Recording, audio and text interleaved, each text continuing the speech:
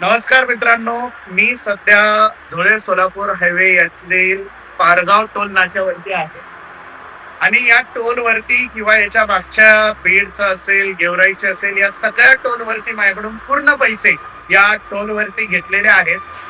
परंतु या पूर्ण रस्त्यामध्ये बीड, गेवराई या संपूर्ण भागात काम चालू आहे. अर्धाच रस्ता चालू आहे.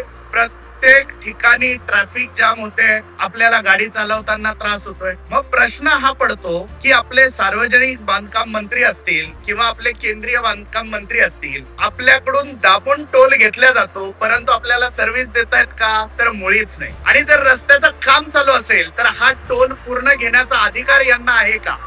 आणि जर नसेल तर याच्यावरती लक्ष कोणी द्यायचं? सरकारला या सगळ्या गोष्टींसोबत काही घेणं देणं आहे का?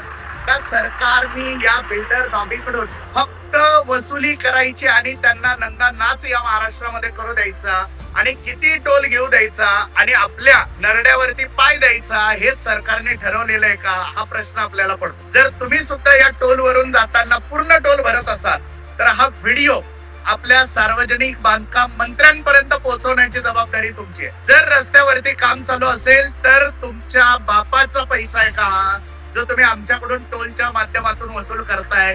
ही वसुलीगिरी बंद झालीच पाहिजे.